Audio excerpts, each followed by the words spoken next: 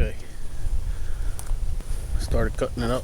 Got my logs, a nice little fireplace size, pre-measured. You put your branch pile over there. You still have a pretty good mess here. There's what's left of the tree.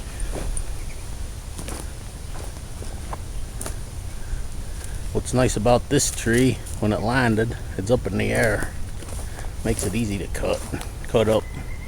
If it's on the ground, it's harder to do. So your brush pile, you can either burn it or mulch it or whatever you want to do. I'll cut the rest of this up and see what Peachy's going after. What do you see, Peachy? What is it? What's in there?